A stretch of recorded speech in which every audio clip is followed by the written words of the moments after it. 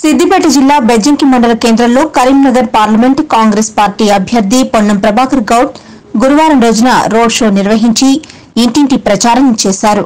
ఈ కార్యక్రమంలో నియోజకవర్గ incharge doctor Kavvampalli Satyanarayana, party senior నాయకులు, కార్యకర్తలు తదితరులు పాల్గొన్నారు.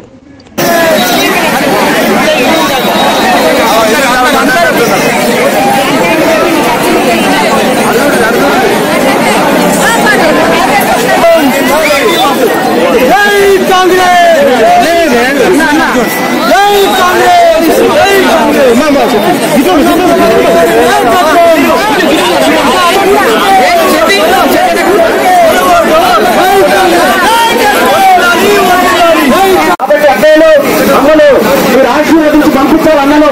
అన్న గెలుపు కోసం ప్రతి ఒక్కరు నడుము కట్టాల్సిన టైం వచ్చింది. ఈ సత్తమ్మ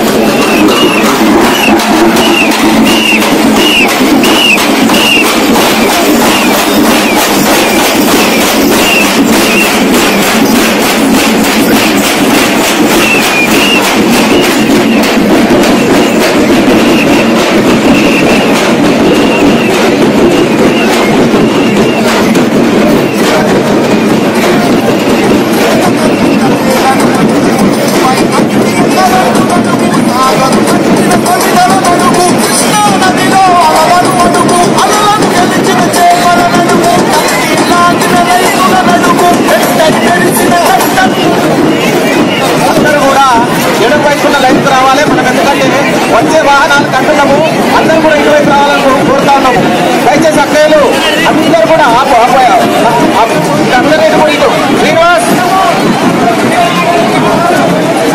రత్నాకర్ రెడ్డి బిడ్డగా తెలంగాణ కోసం కొట్లాడిన బిడ్డగా రేపు జరిగే ఎన్నికల్లో చేతి గుర్తు మీద ఓటేసి నన్ను గెలిచేయమని మీ అందరి హృదయపూర్వకంగా వేడుకుంటా ఉన్నాను. అలా 11వ తారీఖు నాడు ఎన్నికలు. ఇలా బెజ్జంకి అంబేద్కర్ సాక్షిగా ఇక్కడికి వచ్చిన జనంలో అక్కలు, చెల్లెలు, ఉపాధి హామీకి సంబంధించి లేదా ఇతరత్ర నా కుటుంబ సభ్యులైన కాంగ్రెస్ అభిమానులందరూ కూడా నమస్కారం తెలియజేస్తూ, ఈ ఎన్నిక ముఖ్యమంత్రి కొరకు ఎమ్మెల్యేను ఎంపిక చేయడానికి జరుగుతలే. రసమై బాలకృష్ణ ఎన్నికలు అయిపోయి రసమై బాలకృష్ణ 5 సంవత్సరాలు ఎమ్మెల్యే ఉంటారు. ఈ ఎన్నికలు ఎంపీ కొరకు జరుగుతున్నాయి. ఈ ఎన్నికలు ప్రధానమంత్రి కొరకు జరుగుతున్నాయి. ఈ ఎన్నికలు కేంద్రంలో నరేంద్ర మోడీ ప్రభుత్వం ఉండాలా లేదా రాహుల్ గాంధీ గారు ఇందిరమ్మ మనోహర్ రావాలా అనే దాని కొరకు ఎన్నికలు జరుగుతున్నాయి. ఈ ఎన్నికల్లో టీఆర్ఎస్ పార్టీ తరఫున పాత ఎంపీ రాజశేఖరుడు ఈ జిల్లా ప్రజలకే ఇబ్బందిగా పట్టించుకోనటువంటి వినోద్ రావు ఉంటే కాంగ్రెస్ పార్టీ పక్షాన మీ బిడ్డలు కరీంనగర్ ప్రజల యొక్క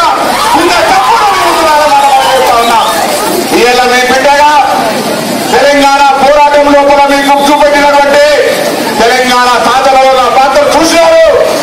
ఇవాళ మళ్ళొక్కసారి నాకు అవకాశం ఇస్తే అమ్మ సోనియా గాంధీ గారు, రాహుల్ గాంధీ గారి నాయకత్వంలో రాబోయే కేంద్రంలో కాంగ్రెస్ ప్రభుత్వం ఏర్పడగానే ఈ ప్రాంతానికి అందరికీ, రైతాంగానికి సాగునీటి సమస్యతో పాటుగా ఉపాధి అంశాలను పరిష్కారం చేస్తానే మాట సందర్భంగా ఇస్తున్నాం. అమ్మా ఇవాళ చాలా మంది చెప్తా ఉన్నారు మాకు 16 సీట్లు ఇవ్వండి మీ కేంద్రంలో చక్రం నింపుతామని. మీకు ఒకటే లెక్క చెప్తా, 543 దేశంలో పార్లమెంట్ ఎంపీలు అలా 16 సీట్లోడు 3% అవుతుంది. ఆయనట ఢిల్లీలో చక్రం నింపుతా అంటున్నాడు.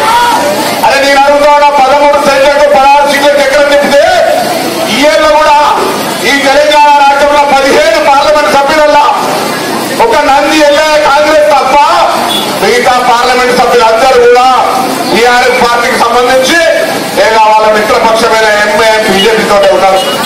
ఈ 5 ఏళ్లలో తెలంగాణ విభజన హామీలు కావచ్చు, లేదా తెలంగాణ ప్రయోజనాలకు సంబంధించి కావచ్చు, లేదా ఈ జిల్లా అభివృద్ధికి సంబంధించి ఏమి చేసినారు అనే మాట సందర్భంగా అడుగుతా ఉన్నా.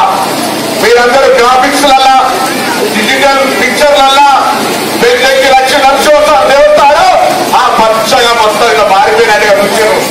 పేపర్లు వేసిరు పెద్దకి నరసింహస్వామి దేవస్థానం చాలా గొప్పగా మార్పు చెప్తున్నట్టుగా పేపర్లు చూసి ఇప్పుడే నేను పోయించిన లక్ష్మీ నరసింహస్వామికి ఉగ్ర వీరం మహావిష్ణువు జగత్తం తర్వాత నరసింహ భీక్షణం ముఖ్యం అని మంత్రులు చదివిస్తే అక్కడ ఉన్నటువంటి దేవాలయంలో చిన్న కూడా అభివృద్ధి జరగాలి.